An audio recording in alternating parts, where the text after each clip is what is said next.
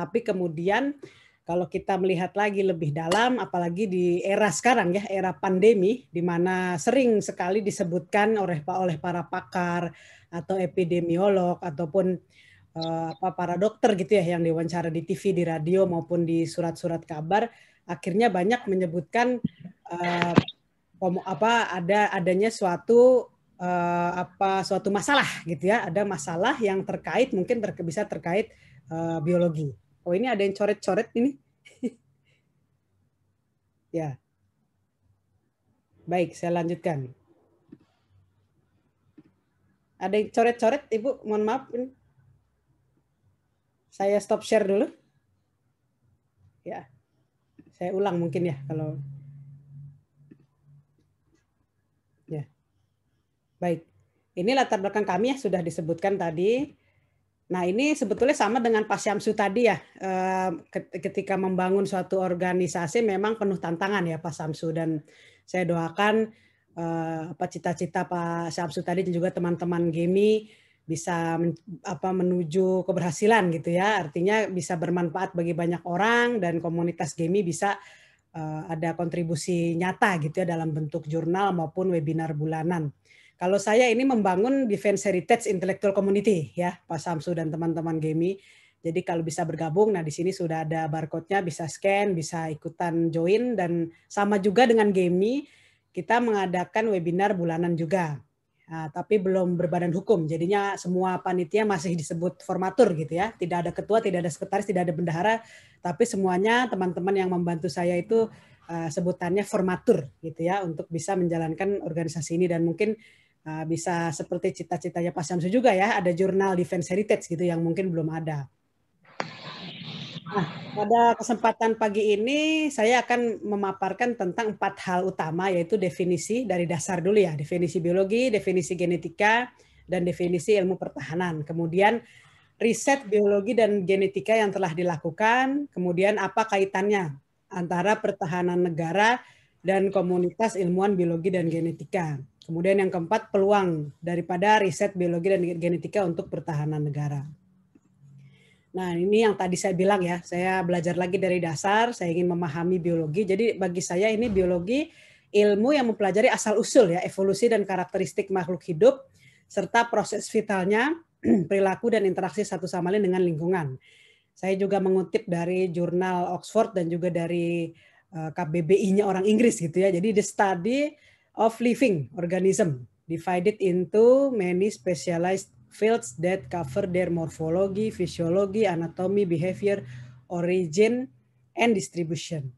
The plants and animals of a particular area. Physiology, behavior, and other qualities of a particular organism or class of organism. Atau disebut juga human biology. Kemudian apa itu genetika? Genetika cabang biologi yang bersangkut paut dengan pewarisan sifat dan variasi, dan berhubungan dengan pewarisan sifat dan ekspresi yang turun-menurun. Kalau dari definisi Oxford, the study of heredity and variation of inherited characteristics, genetic properties of features of an organism and characteristic. Ya, bagaimana dengan riset biologi dan genetika di Indonesia? Nah, di sini saya lebih banyak mengutip daripada yang sudah dilakukan oleh home base saya ya, Universitas Pertahanan. Walaupun saya beberapa kali ngajar di universitas lain, tapi saya home base-nya di Universitas Pertahanan. Nah, di sini dari riset kami itu terdapat 28.000 ya Bapak Ibu jenis tumbuhan yang ada di hutan tropis kita. Ya mungkin di tempat Bu Woli ada juga gitu ya, di tempatnya Bu Rita, mungkin ada Pak Syamsu gitu ya, di Padang gitu ya. Nah, ini telah dimanfaatkan sebetulnya sebagai obat herbal sejak berabad-abad lalu, dan kekayaan keanekaragaman jenis tumbuhan ini memiliki peluang ya untuk dikembangkan, salah satu contohnya industri farmasi ya. Nah, kemudian juga sudah ada semacam riset ya biodiversitas tanaman herbal yang juga sudah dikenal juga oleh masyarakat secara turun-temurun ya, tradisinya diminum kalau kita sakit, pegel-pegel, biasanya itu ya obat herbal, jamu gitu ya. Juga ternyata terbukti meningkatkan daya tahan atau imunitas. Kemudian Ada juga beberapa tanaman herbal yang memiliki efek, ya ini imunomodulator, itu ada jahe, cengkeh, kayu manis, rosella, serai, sambiloto, kunyit, temulawak, meniran, jambu biji, vitex, jeruk, timi, tanaman berkatein, kelor, ramuan SJ untuk kebugaran. Nah ini kemarin ini saya betulan minum ini ya, kelor-kelor gini ya. Saya jarang minum obat, tapi ketika kemarin kena COVID ya isoman, ya udah saya minuman herbal, minuman apa sambiloto kelor gitu ya. Betul-betul menurut saya bermanfaat gitu ya. Kemudian, nah hingga saat ini ya kita karena pandemi, jadi virus ini masih terus bermutasi, virus corona, dan memiliki laju mutasinya itu 2 minggu sekali. Kemudian ada perubahan nukleotida yang mengubah sekuensi protein pada daerah gen yang menyandikan protein spike dari virus dapat mengakibatkan inang menjadi rentan atau tertular gitu ya. Nah ini riset-riset yang sudah ada atau yang sedang dikembangkan. Kemudian kerentanan daripada orang-orang kita ya manusia secara umum ini dipengaruhi oleh faktor genetik baik pada virus gitu ya yang bermutasi atau pada manusia, yaitu salah satu syaratnya ada perbedaan sekuen pada reseptor COVID, itu ada AC2 dan TMPRSS2, juga faktor lingkungan berupa usaha manusia dalam melakukan protokol kesehatan. Dan berdasarkan studi beberapa literatur publikasi jurnal terakhir, SARS-CoV-2 dilaporkan menunjukkan tingkat infeksi yang lebih tinggi pada laki-laki dan yang punya golongan darah A.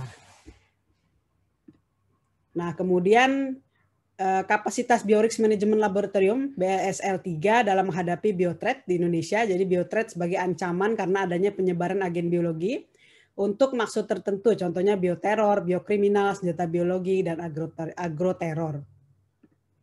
Nah, kemudian kami sempat kemarin ya melakukan penelitian COVID dan dari sudut pandang ketahanan keluarga, mungkin nanti bisa diklik ya pada jurnal ini.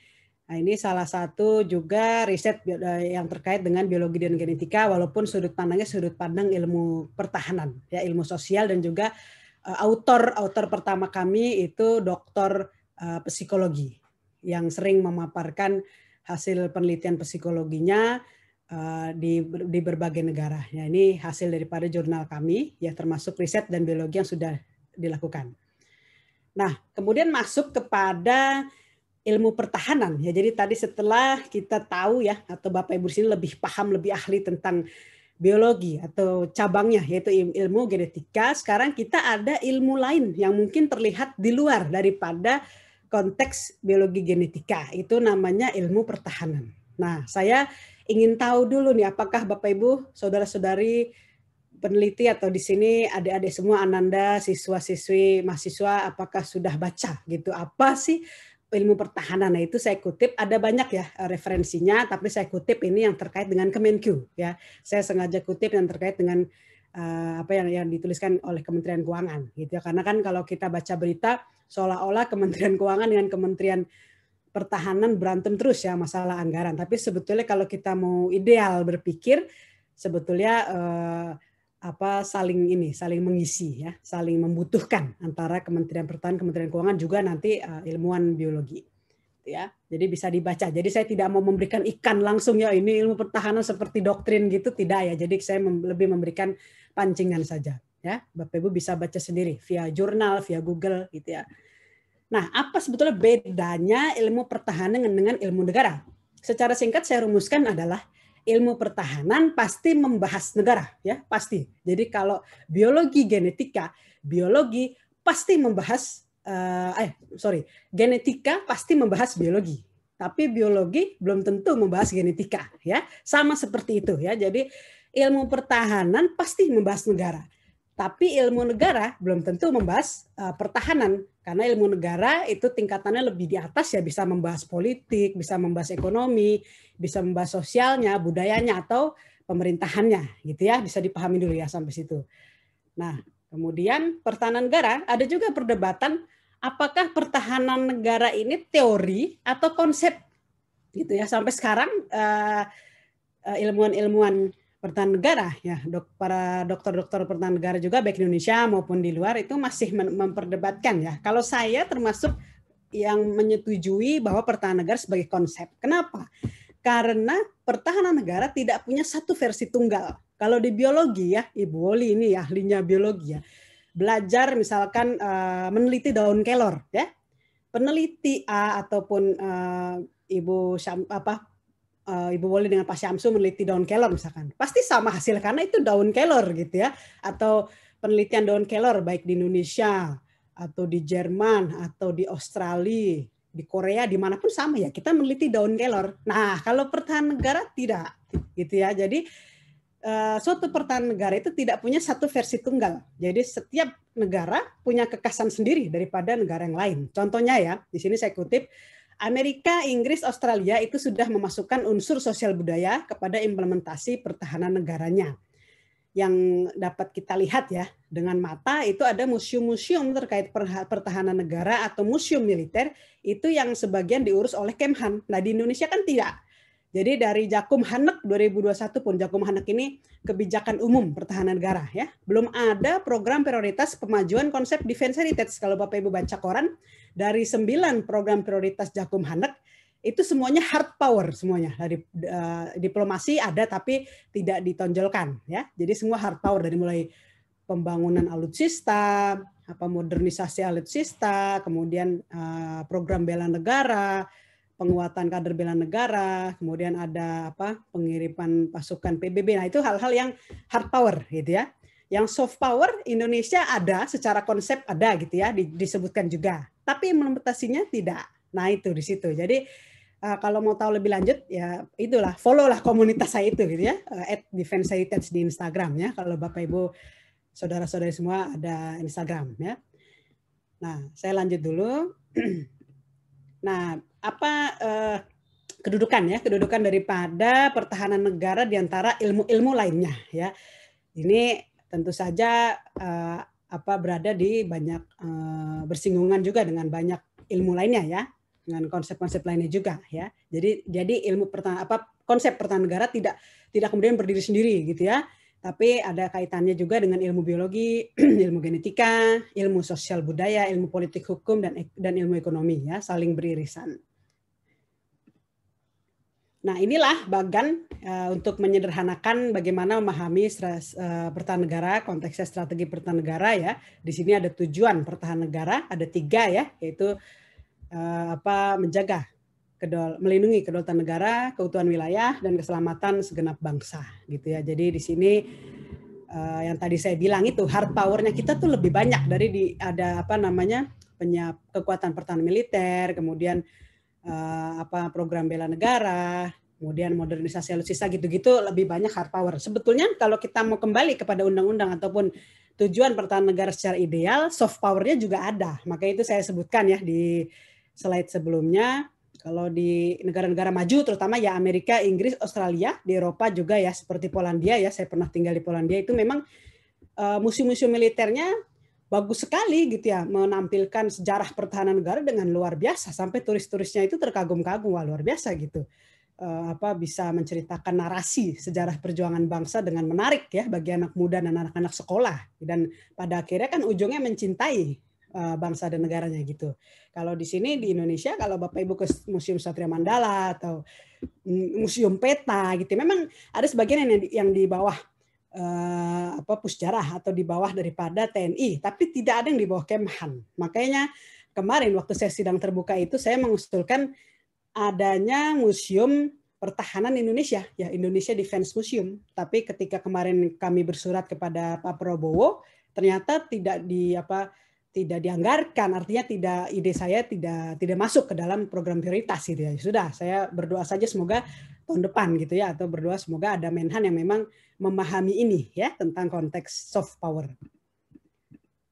Nah, di sini bagaimana dengan konsep bela negara ya, tentu sesuai Jakum Hanek ya. Jadi kenapa saya ngomongin bela negara, karena dalam suatu bagan pertahanan negara kita secara utuh ini semuanya bisa disebut sebagai suatu upaya bela negara ya. Webinar ini juga yang diselenggarakan oleh GEMI upaya gitu ya, upaya daripada memahami pertahanan negara, artinya sudah termasuk bela negara juga ini gitu ya. Jadi apa itu bela negara? Jadi kalau sesuai Jakum Hanek ya 2020, isu perang biologi ya, ada disebutkan biological war ya, dipandang sebagai dinamika ancaman karena perkembangan analisis lingkungan strategis secara global. Jadi kita melihatnya secara global ya, bahwa ada suatu perang biologi atau salah satunya ya inilah ya di masa pandemi, kemudian Indonesia melihatnya sebagai ancaman gitu ya, karena kita dari data juga ya, saya turut berduka cita yang sedalam-dalamnya apabila ada teman-teman kita ya, saudara-saudari, Bapak Ibu yang kehilangan ya. Saya juga kehilangan 2 orang teman baik ya di pandemi ini. Nah, jadi di masa damai maupun masa darurat, isu perang biologi membutuhkan peran semua komponen masyarakat ya, tidak hanya peran TNI. Dan perlu diingat bahwa makna defense ya adalah pertahanan seluruh bangsa, sehingga partisipasi aktif setiap WNI dalam menjaga bumi pertiwi dari biological war amat diperlukan. Jadi ketika kita sudah tahu siapa musuh kita harus menghadapinya secara bersama-sama. Kalau masih ingat konsep Sishankam Rata ya, tapi jangan dianggap sekedar konsep, harus diimplementasikan secara nyata. Nah, juga menurut perspektif Sishanak tadi ya, sistem pertahanan negara, bela negara sudah ada dasar hukumnya ya, Bapak Ibu bisa cari sendiri nanti ya, pasal 30 ayat 1, kemudian UU nomor 20 tahun 82 tentang ketentuan pokok Han Kamnek ya, pasal 1 ayat 3. Upaya bela negara adalah kegiatan yang dilakukan oleh setiap warga negara sebagai penunaian hak dan kewajiban dalam rangka penyelenggaraan pertahanan keamanan negara. Jadi tiap warga negara ini termasuk para ilmuwan biologi dan genetika, termasuk para pakar biologi, termasuk para pakar genetika, termasuk juga komunitas GEMI ya, Pak Samsu dan Bu Woli ya, Bu Rita juga. Kenapa? Karena konsep bela negara bukanlah sebuah konsep yang dimiliki oleh Indonesia saja ya. Kalau kita mengenal itu bela negara atau state defense atau défense de l'État, itu adalah bentuk lentur dari pertahanan keamanan yang dikaitkan dengan ancaman yang ada. Artinya ketika suatu negara sudah menentukan ancamannya ABCD, itu berarti saatnya rakyatnya membela negaranya gitu ya, kurang lebih. Kalau suatu negara tidak ada ancaman, kemudian aman-aman, tidak ada perang, atau kalau di konteks sekarang mungkin corona tidak statistiknya kurang signifikan, mungkin bela negara di hal lain gitu ya, bisa di ekonomi, bisa di politik, di sosial budaya, itu yang tadi saya sebutkan. Dan secara etimologi frasa bela negara itu gabungan dari 2 kata, itu bela negara. Jadi sintaksisnya ya, logika frasanya adalah bela negara, yang berarti ada usaha, upaya, kegiatan yang namanya membela gitu kan, kita kan ada upaya, berarti ada energi yang dikeluarkan, ada suatu pemikiran yang kita mau bangun, ada suatu impian, harapan, dan juga kegiatan aktif kita secara nyata untuk siapa? Untuk negara gitu. Kecuali saya tulis di sini bela GEMI ya, saya membela GEMI gitu ya. Bela Unhan, saya membela Unhan. Nah, di sini kan yang diamanatkan undang-undang membela negara gitu. Jadi hapuskan itu semua yang mengikat kita. Oh saya kan ini pakar biologi, saya pakar genetika, ngapain ngurusin pertahanan? Nah, ternyata kalau kita memahami peran daripada kita punya kepakaran masing-masing itu apa gunanya untuk membela negara. Ternyata seperti itu. Ya, jadi segala hal untuk membela negara dari hal-hal yang dapat mengganggu proses kenegaraan gitu ya. Di Indonesia definisi bela negara sudah ada ya di Ditjen Pothan Kemhan sejak tahun 2002. Dan juga sudah ada buku panduan bela negara. Nah ini kekurangannya adalah waktu itu saya juga pernah sampaikan ya pada rapat bela negara, memang tidak dibuat secara khusus. Artinya modul itu secara umum ya Bapak Ibu. Jadi ketika Bapak Ibu baca itu secara umum aja. Mungkin yang seperti yang saya sampaikan sama apa itu bela negara gitu ya, normatif gitu ya, dan mungkin membosankan. Padahal sebetulnya kalau bisa dibagi secara khusus, jadi ada modul, misalkan modul panduan bela negara bagi ilmuwan genetika sendiri gitu ya, modul panduan buku bela negara bagi para ekonom sendiri, buku panduan bela negara bagi para teknisi gitu ya sendiri. Nah, itu lebih baik. Saya sudah usulkan itu, tapi kan nggak tahu ya implementasinya seperti apa. Yang penting saya usulkan ya. Kemudian di sini juga bisa dibaca tadi ya sudah ya, sesuai UU nomor 3 tahun 2002, dan Unhan sendiri adalah kampus bela negara. Disusul kemudian UPN Veteran ya, sudah mulai ada spanduk-spanduk yang menyatakan UPN kampus bela negara gitu ya. Nah, kalau Indonesia itu sudah tidak ada wajib militer Bapak Ibu. Jadi penerapan Sishankam Rata tadi yang saya bilang ya, sistem pertahanan keamanan rakyat semesta itu sudah bukan lagi dari militer ya, artinya perannya tidak lagi 100% dibebankan kepada TNI ya. Konsep Sishankam Rata ini merupakan wujud dari CMIC ya, Civil Military Relation. Jadi kalau Sishankam Rata ini bahasa kerennya itu kalau di luar negeri atau di PBB itu CMIC gitu ya. Ada kalau di PBB ada trainingnya, itu ada joint trainingnya juga ya antar negara untuk bisa memahami modul CMIC, Civil Military Relation ya. Ini suatu negara dianggap negara modern ketika sudah ada CIMIC ya. Kalau dari data terakhir di ASEAN itu Indonesia dan Myanmar ya. Indonesia dan Myanmar masih tengah-tengah ininya.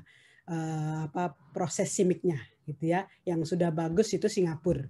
Ya, Singapura CIMIC-nya sudah bagus karena artinya ada keterpaduan antara tadi sipil militer dalam bentuk macam-macam ya, pendidikan, kemudian pelatihan ataupun adanya mungkin komunitas gitu ya, itu sudah Singapura baik gitu ya. Nah kalau di Indonesia kan Unhan ini baru 2009 ya, 2009 baru ada. Artinya kan setelah reformasi 98 menuju 2009 baru ada Unhan gitu, ataupun nanti baru ada program kader bela negara yang bagi para setiap profesi itu ya, ada bagi semua profesi itu kan baru-baru ini, artinya ada semacam pembelajaran yang lambat gitu ya, yang lambat tentang keterpaduan sivil militer.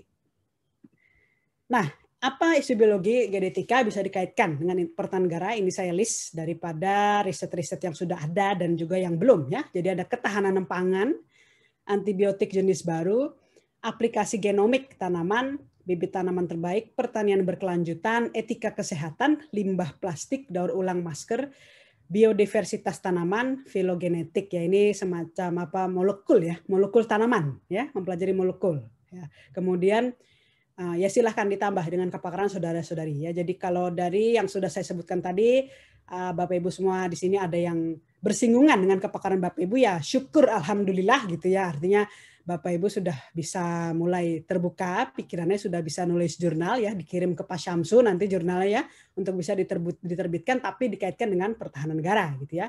Kalau Bapak Ibu kepakarannya belum ada di sini ya bisa ditambahkan gitu ya. Nah, contohnya begini. Jadi Profesor Dr. Chang Sheng-Wu itu dari Shandong University memaparkan tentang integrasi metabolimik dan genomik untuk mengakselerasi penemuan metabolit dari mikroba yang bisa digunakan sebagai antibiotik dalam mengatasi berbagai infeksi penyakit yang disebabkan patogen. Beliau juga menjelaskan pemanfaatan metabolit yang dihasilkan untuk pengobatan penyakit kronis seperti kanker. Ya, artinya ketika ditemukan suatu inovasi atau penemuan obat ya atau antibiotik yang bisa artinya untuk pengobatan penyakit kronis ya kanker, itu kan menyelamatkan nyawa gitu ya. Ketika kita menyelamatkan nyawa, artinya kita menyelamatkan bangsa gitu ya. Kita menyelamatkan satu orang itu menyelamatkan semua bangsa ya. Kalau ingat pada waktu itu kisahnya Oscar Schindler gitu kan, ketika semua orang dibantai, kemudian dia dengan perusahaannya dengan kekayaannya membantu gitu ya, Oscar Schindler untuk semua ditampung gitu ya di perusahaannya, kemudian dipekerjakan, kemudian membantu juga semua orang yang pada waktu itu dibantai ya di Perang Dunia Kedua kan. Pada akhirnya beliau satu quote-nya itu yang dikutip kan gitu, menyelamatkan satu orang itu menyelamatkan seluruh bangsa, menyelamatkan seluruh negara gitu. Jadi di sini penting sekali peran daripada ilmuwan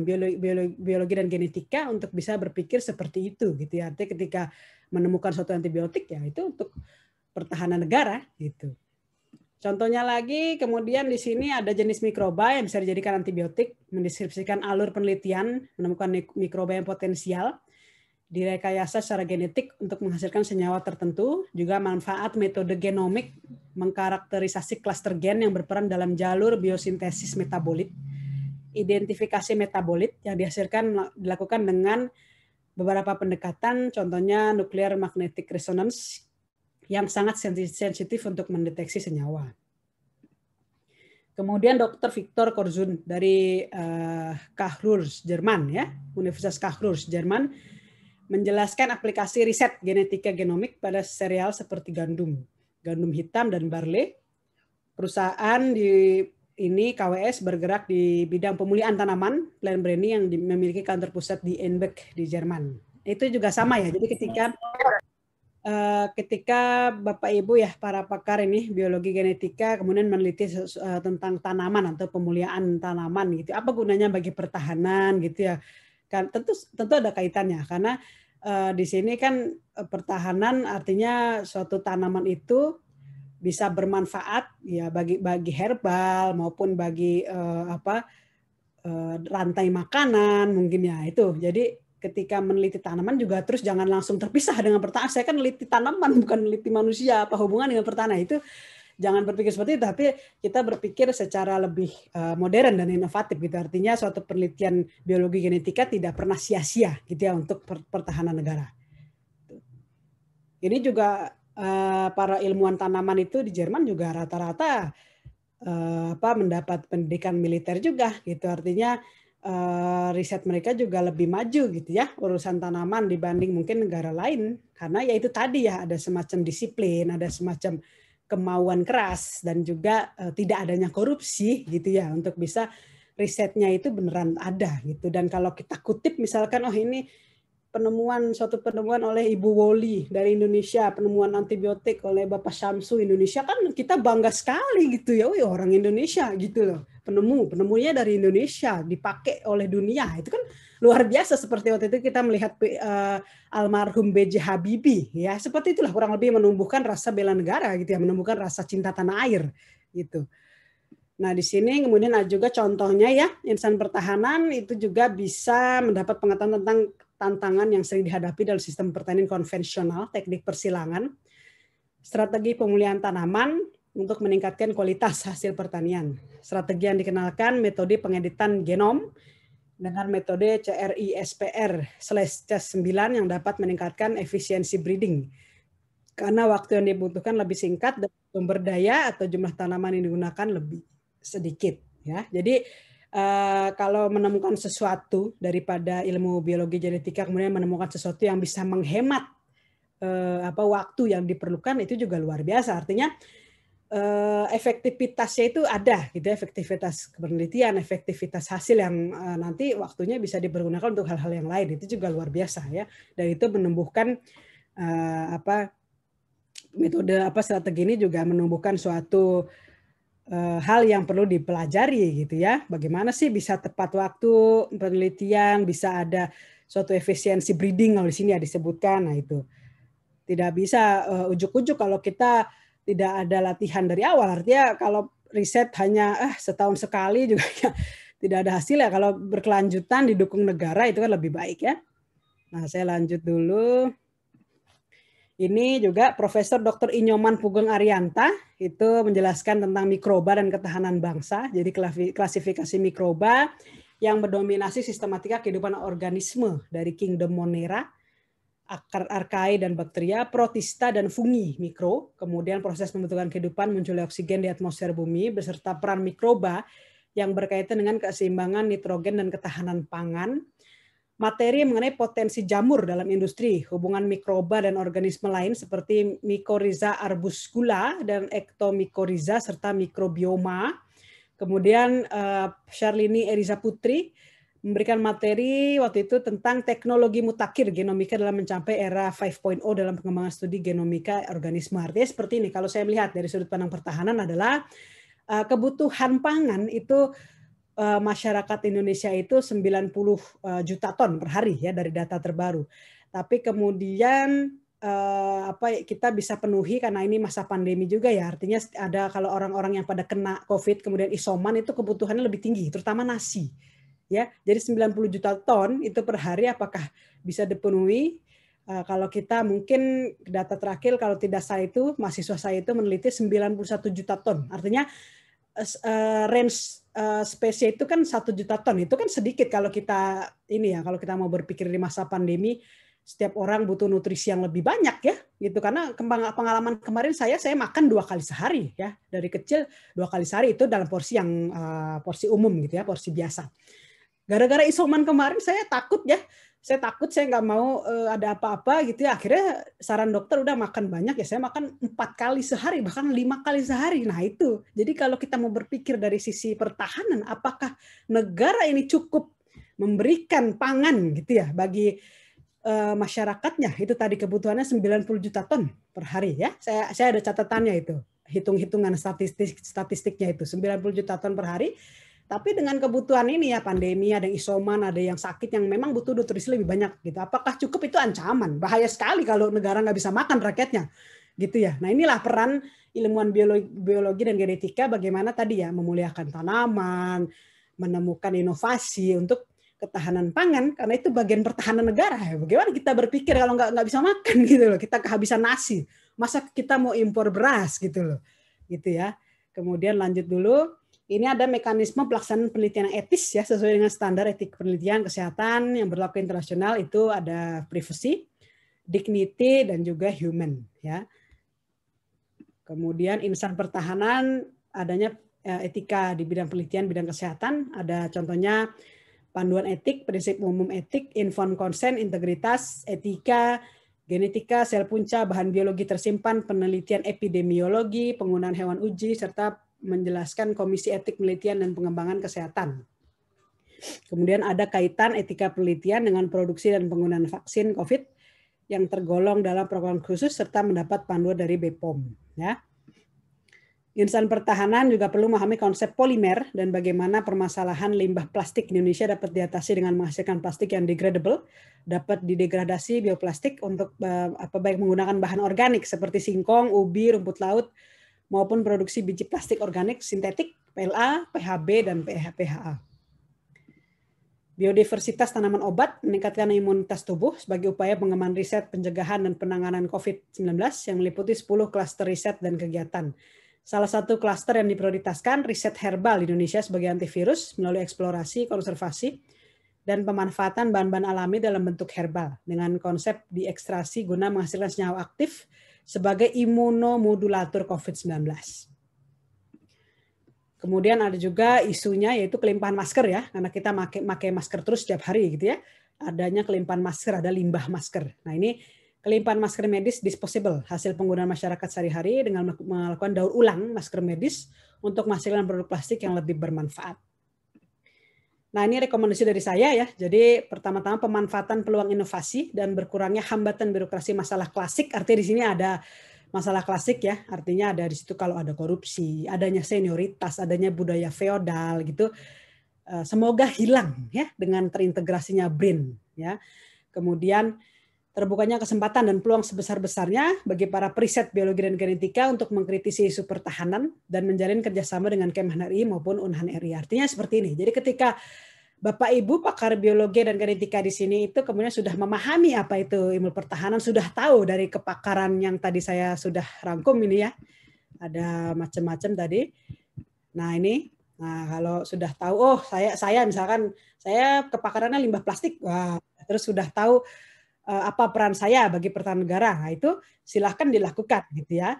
Silakan dilakukan penelitian, dilakukan kolaborasi dan juga penulisan jurnal yang bermanfaat bagi masyarakat gitu ya. Syukur-syukur ada penemuan yang di mana penemuan itu memang orang Indonesia gitu ya. Itu sangat membanggakan. Nah, jadi kemudian selain itu pakar periset biologi dan genetika juga bisa mengkritisi isu pertahanan. Artinya kalau merasa ada suatu isu yang kemudian sudah tahu, oh saya ini sebagai ilmuwan biologi ada loh perannya, tapi dari Kemhan itu tidak ada programnya. Nah itu silahkan dikritik gitu loh. Silahkan menulis surat pembaca atau menulis analisis di koran ataupun melalui komunitas gitu ya, bisa audiensi dengan Menhan gitu ya, untuk bisa memberitahu, karena kadang dari sisi Kemhan sendiri tidak tahu itu adalah perannya orang di luar Kemhan gitu, kadang tidak tahu gitu loh. Seperti contohnya museum itu mereka baru tahu gitu ya konsepnya defense heritage ketika saya audiensi gitu, saya menjelaskan secara utuh gitu bahwa pemahaman pertahanan itu tidak hard power saja. Nah, itu kan karena mereka sebetulnya tidak tahu gitu loh. Nah, ini jadi penting juga untuk para periset biologi genetika ketika sudah peka dengan perannya masing-masing di bidang pertahanan, dan kalau merasa ada yang kurang dari pertahanan ya silahkan gitu loh. Daripada kita debat gitu ya tidak jelas atau ngalur ngidul hanya ngomong-ngomong di warung kopi, ya kita laksanakan, kita afirmasikan di dalam bentuk yang nyata ya, audiensi ataupun surat ya, mengkritik pertahanan negara ini kurangnya apa sih di bidang saya gitu, di bidang kepakaran saya gitu ya. Kemudian yang ketiga rekomendasi saya penguatan klaster riset di bidang mikrobiologi dan genomika mikrobioma, ya artinya secara ideal saya ingin ya sebetulnya satu bidang itu satu lab gitu ya. Walaupun memang ada hal yang tergabung ya, bisa saja lab yang mikrobiologi tergabung dengan genomika mikrobioma tidak masalah, tapi maksudnya dengan terintegrasinya BRIN artikan pemerintah kita berbaik sangka ada suatu inisiatif adanya riset dan inovasi yang lebih baik gitu ya. Dan menurut saya inovasi dan riset yang lebih baik adalah ya itu tadi, pemahaman kepakarannya memang mendetail, artinya tidak secara generalis, tapi memang spesialis gitu ya, dan satu lab untuk satu bidang. Kalau idealisme saya seperti itu, tapi ya mungkin Bapak Ibu nanti bisa memberikan masukan ya, karena yang sudah berkecimpung di dunia biologi dan genetika. Kemudian adanya sosialisasi hasil riset melalui community engagement, ya mungkin perannya Gemi di sini juga ya, infografis, media yang menarik bagi anak muda, misalnya TikTok. Jadi kalau sudah ada hasil riset ya dari Bapak Ibu, jangan didiemin aja dan jangan beredar di antara pakar saja gitu, tapi anak muda juga ingin tahu gitu loh, apa sih hasil risetnya Bu Woli misalkan tentang limbah plastik, hasil risetnya Pak Syamsu tentang pemulihan tanaman gitu, apa sih? Nah, itu kan dibikin menarik, bisa nanti mahasiswanya mungkin bikin TikTok, kemudian ada community engagement, ada mungkin bikin infografis, bikin Instagram, artinya masyarakat terupdate gitu dengan hasil risetnya para ilmuwan biologi dan genetika gitu. Itu yang saya harapkan. Kemudian rekomendasi saya berikutnya penguatan modul neuroscience dan modul biologi sel, molekuler dan genetika dengan 8 praktikum. Itu diantaranya modul neuroscience, anatomi dan histologi sistem saraf, modul biosel mol, faal, transduksi sinyal, kultur sel, ekstraksi DNA, PCL, elektroforesis, karyotyping. Kemudian ada kewajiban bagi autor yang mengkaitkan riset kepakaran biologi dan genetikanya dengan ilmu pertahanan, konsep pertahanan negara, konsep keamanan nasional, dan konsep bela negara pada OJS Gemi. Ini ya, kalau nggak salah jurnalnya ini ya. Nah, jadi yang seperti tadi saya katakan ya, bahwa suatu penelitian biologi dan genetika mulai sekarang tidak terlepas dengan ilmu pertahanan. Ada tambahin 1-2 paragraf, apa gunanya riset saya bagi pertahanan negara. Ya, nanti saya jelaskan. Saya kasih contoh nanti.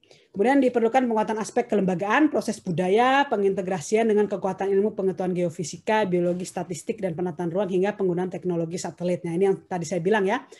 Waktu itu saya notulennya Pak Menteri ya di acara Sesan Kamrata kemarin di Unhan ya, Pak Menteri dengan Pak Wapres ya datang ke Unhan, saya notulensinya dan beliau mengatakan perlu adanya sosialisasi daripada Sesan Kamrata kembali, artinya semua bangsa Indonesia apapun profesinya dan kepakarannya harus tahu ya sistem pertahanan Kamar Rakyat Semesta. Jadi di sini disebutkan beberapa dari beliau ya, ini kan termasuk biologi itu beliau sebutkan ya, Pak Menhan sendiri sudah bilang biologi, artinya penting sekali peran Bapak Ibu semua di sini ya, para pakar biologi dan genetika. Kemudian yang tadi saya sudah sebutkan ya, setiap bidang ada laboratorium sendiri ya kalau bisa. Nah, ini kesimpulan dari saya, jadi hikmah daripada pembelajaran yang didapat dari bencana COVID-19 adalah dari sudut pandang ilmu biologi bahwa fokus bidang ilmu hayati yang melingkupi manusia, hewan, tumbuhan, ekologi, dan jasad renik, virus, bakteri, jamur, algae juga berkaitan erat dengan bidang kemiliteran dan sistem pertahanan negara. Nah, kalau Bapak Ibu kan kemarin vaksin ya, itu kan yang jaga TNI ya kan. Nah, itu kan sebetulnya keterpaduan ya. Keterpaduan antara SIMIK tadi bahwa ini penelitiannya tentang COVID itu diteliti oleh pakar biologi, pakar mikrobiologi ataupun pakar vaksin ataupun pakar genetika, tapi ketika berhadapan dengan masyarakat untuk vaksin kan kita butuh bantuan polisi dan tentara juga. Nah, itu jadi bencana COVID-19 ini menurut saya adalah suatu momentum yang baik untuk melihat Sesan Kamrata kita itu sudah baik apa belum. Gitu ya, mungkin di satu sisi sudah baik, artinya ketika kita antri vaksin kan ada tentara yang jaga, ada polisi juga gitu ya untuk keamanan pengaturannya, lalu lintas di PPKM ini lalu lintas kan juga dijaga. Tapi mungkin ada satu hal yang kurang baik yang ada video beredar itu ya. Jadi ada orang warteg kan, namanya orang warteg kan tidak seperti kita ya. Kita kan di rumah saja dapat gaji full gitu ya. Tapi orang warteg kan tidak seperti kita. Artinya ketika Satpol PP mukulin orang warteg itu, saya luar biasa kaget loh ini.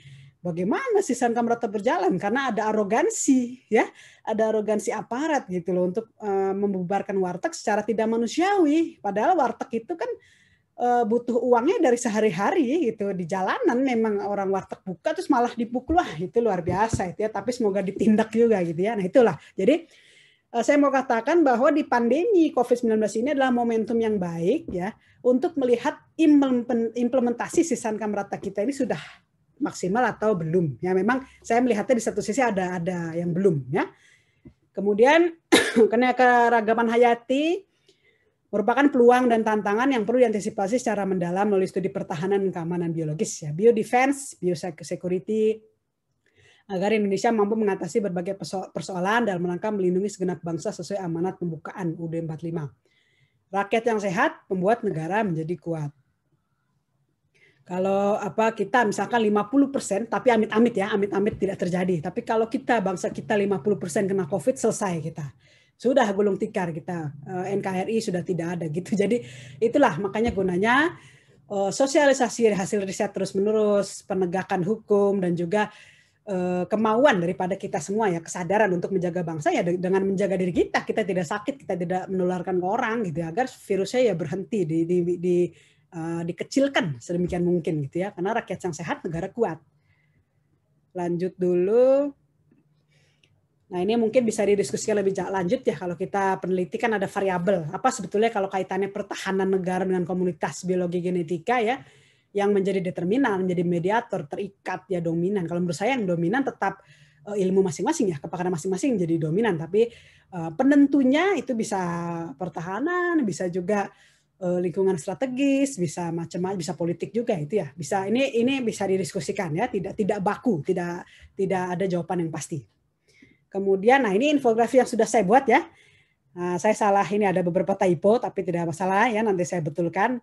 Tapi di sini poinnya adalah saya ingin membagikan contoh secara nyata. Jadi contohnya adalah misalkan gini, dari kepakaran Bapak Ibu tadi ya yang sudah saya sebutkan, punya suatu tujuan pertahanan yang di sebelah kanan ya, di bagian biru ya, ada 3 pertahanan kita, yaitu kedaulatan negara, keutuhan wilayah, keselamatan bangsa. Jadi dari penelitian atau kepakaran Bapak Ibu, apa kaitannya ke sana? Nah, itu yang perlu ditulis. Kalau Bapak Ibu sudah ada ya syukur, alhamdulillah ya. Kalau belum ada ya tulislah gitu loh. Dalam bentuk jurnal ataupun Bapak Ibu bisa bikin webinar lanjutan ya, kayak tadi kan disebut Bu Woli ada webinar DNA forensik ya, artinya untuk meminimkan kejahatan gitu kan ya. Itu juga artinya kan terkait di tujuan pertahanan negara nomor 3, keselamatan segenap bangsa. Nah, itu jadi tolong mulai sekarang dikaitkan ya. Di sini saya bikin infografisnya sederhana ya. Jadi sebelah kiri ada peluang ancaman yang tadi saya sudah sebutkan ya. 28.000 jenis tumbuhan, belum banyak yang diteliti ya. Ya mungkin ada banyak faktor, salah satunya pandemi, kita kan nggak bisa observasi lapangan gitu ya. Saya juga sebagai ilmuwan pertahanan juga mau wawancara susah ini pandemi, karena kalau Zoom kan kurang efektif ya. Kalau kita ketemu langsung, kita melihat misalkan saya penelitian museum, ke museumnya langsung, kan enak gitu ya. Tapi kan ini ya pandemi. Kemudian kedua, kita sudah ada penggunaan obat ya, herbal tradisional maupun jamur. Kemudian ketiga, jurnal yang saya tulis waktu itu ya, ada ketahanan keluarga di era COVID-19. Saya nulisnya bareng Dr. Jemire ya, beliau psikolog ya, yang juga mengkaitkan dengan ilmu-ilmu pertahanan, juga ilmu ketahanan. Kemudian budaya feodal, birokrasi berlapis, senioritas yang menghambat kemajuan riset dan inovasi biologi dan genetika. Belum adanya program yang mempertemukan unsur pertahanan negara dengan para ilmuwan biologi dan genetika. Jadi seolah-olah yang tadi saya bilang di awal ya, terpisah, seolah-olah ilmu pertahanan, ilmu biologi punya dunia masing-masing. Padahal sebetulnya satu wadah ya, wadahnya itu adalah yang tujuan pertahanan negara. Kemudian di tengah itu ada penguatan pertahanan negara melalui riset dan inovasi biologi dan genetika, ada 5 ya, disari daripada yang sudah saya omongin tadi. Ada payung hukum dan peraturan untuk mendukung riset dan inovasi biologi dan genetika untuk pertahanan negara, pemanfaatan integrasi BRIN, peran komunitas ilmuwan genetika misalnya GEMI, ya, kemudian hasil riset dan inovasi biologi dan genetika yang berkelanjutan misalnya di bidang pertanian, peternakan, perkebunan dan lain-lain, dan juga ada sosialisasi hasil penelitian. Dan di sini ujung daripada ini semua, jadi ada peluang, ada ancaman, kemudian ada upaya ataupun penguatan, ujungnya adalah 3 ini, kedaulatan negara, keutuhan wilayah ataupun keselamatan segenap bangsa itu ya. Jadi 3 tujuan pertahanan negara kita itu yang perlu diingat oleh semua kita, apapun profesi dan kepakaran kita. Nah, terima kasih. Ini Instagramnya bisa di follow. Ada saya sudah buatkan petanya dan juga komik. Ada juga buku panduannya ya, buku semacam sederhananya untuk memahami. Kalau kepakaran saya defense heritage ya, artinya saya mempelajari semua bangunan yang terkait pertahanan negara. Jadi tidak hanya museum, semua bangunan ya. Bisa saja ini dulu rumahnya Pak Syamsu itu dipakai siapa gitu untuk berperang waktu Jepang datang. Nah, itu termasuk defense heritage gitu ya, kurang lebih gitu. Baik, demikian dari saya. Terima kasih. Wassalamualaikum warahmatullahi wabarakatuh. Ya, saya kembalikan kepada Ibu moderator kita yang cantik ya, Ibu Rita Pier